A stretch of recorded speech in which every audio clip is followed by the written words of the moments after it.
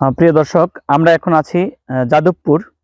তো এখানে মোটর সংযোগকে কেন্দ্র করে একটি রক্তক্ষয়ী সংঘর্ষ ঘটেছে ইতিমধ্যেই।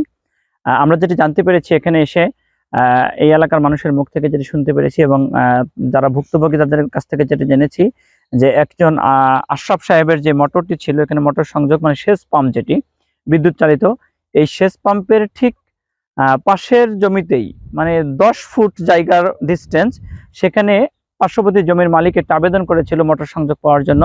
কিন্তু অফিস যখন এটি যাচাই বাছাই করেছে, পল্লী বিদ্যুৎ অফিসে যেটা রুলস আছে, সেচ প্রকল্প মানে সেচ পাম্প স্থাপন করার যে একটা নিয়ম আছে, সেই নিয়মের মধ্যে না পড়ার কারণে তাদের সেই লাইসেন্সটি বাতিল করেছে অফিস।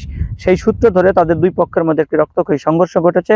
সেই সংঘর্ষে যিনি বর্তমান সেচ পাম্প যেটি পরিচালনা করছেন জনাব আশরাফকে এবং আশরাফের সাথে তার ভাই তার চাচাকে তারা আঘাত করেছে এবং সেই আঘাতে তারা আহত হয়েছে। আহত হওয়ার পরে তারা আইনি ব্যবস্থার জন্য, তারা বিচার প্রার্থনার জন্য তারা কিন্তু মহেশপুর থানায় একটি অভিযোগ দায়ের করেছেন।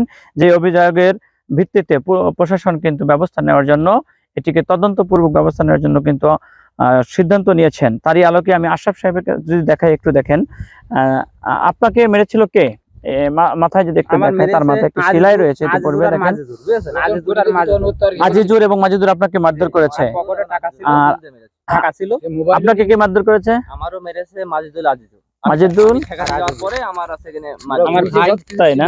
যখন আমি দেখছি আমার ভাই মারছে, তখন আমি ঠেকানোর চেষ্টা করছি যে আমার ভাই, আমি দাঁড়িয়ে রয়েছি, হাতুল দিয়ে বাটাম দিয়ে ওরা দুই ভাই মারছে। তারা দুই ভাই মেরেছে? ওরা মেরেছে। আপনাকে প্রথম কে মেরেছে? আমার প্রথম এসে মাজেদুল ধরেছে, ধরার পরে পকেটে ছিল টাকা সার্ভে। আপনার মাথায় যে কেটেছে, এই আঘাতটা কি দিয়ে আঘাত করেছে? হাতুড়ি দিয়ে হাতুড়ি ছিল, আজিজুরের হাতে ছিল। শুধু মাথায় মেরেছে নাকি শরীরে অন্যান্য কোথাও? আরো শরীরও মেরেছে। আচ্ছা, আপনাকেও কি মারধর করেছে? আমার এইসব কি হলো, এইসব ওই ভাইপুর ঠেকাচ্ছি, খালি আমরা খালি হাতে ছিলাম এক জায়গায় চলে। যেমন তিনি জানিয়েছে, সেই ঘটনার সূত্র ধরে এখানে একটি বড় ধরনের দুর্ঘটনা ঘটেছিল। তো পরবর্তীতে যাদের সাথে এই মূলত গ্যাঞ্জামটা হয়, সেই গ্যাঞ্জামের সাথে যারা জড়িত ছিল, তারা এই অভিযোগ থেকে রেহাই পাওয়ার জন্য বা এই ঘটনাকে ধামাচাপা দেওয়ার জন্য যে ঘটনাটি ঘটিয়েছেন, আমি যেই গর্তের পাশে দাঁড়িয়ে আছি, এটি একটি গর্ত। এই পার থেকে যদি আমি আপনাকে দেখাই একটু, ওই পার পর্যন্ত এখানে 2 শতক জমি হবে আনুমানিক। তো এই 2 শতক জমিতে তিনি অভিযোগ করেছেন, গতকালকে একটি নিউজও হয়েছে এখানে, যে আনুমানিক 2 লক্ষ টাকার মাছ তাদের মারা গিয়েছে। এবং তারা সাংবাদিকের কাছে যেটি বলেছেন যে তাদের সন্দেহ হয়েছে যে আশরাফ রায় হয়তো এই ঘটনা ঘটিয়েছে। হয়তো তারা নির্দিষ্ট করে বলতে পারেনি কে বা কারা এখানে ঘটনা ঘটিয়েছে। আমি যদি একটু দেখাই, একেবারে নিচে দেখেন, এই যে পানির নিচে দেখেন কাদা দেখা যাচ্ছে, পানির নিচে দেখেন একেবারে কাদা, এই যে কাদা দেখা যাচ্ছে, হাঁটু পানিও হবে না। আপনি কি কষ্ট করে একটু নামতে পারবেন এখানে?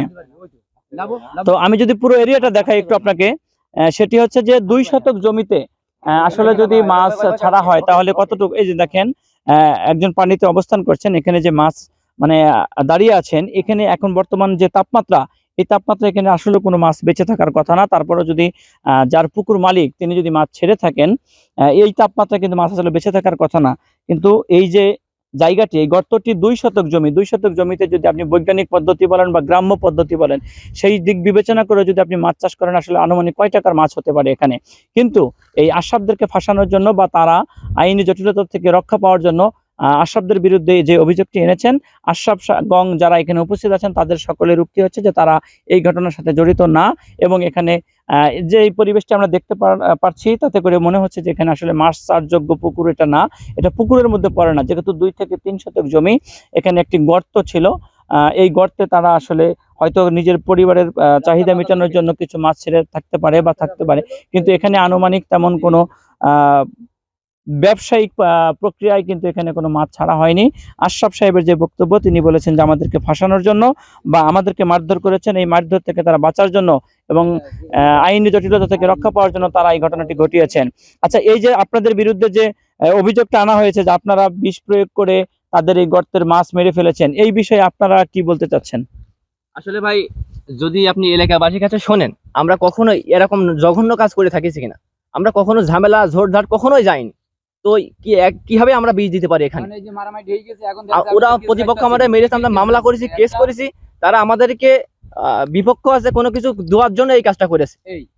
আমরা কখনো ঝামেলা জড়াইনি।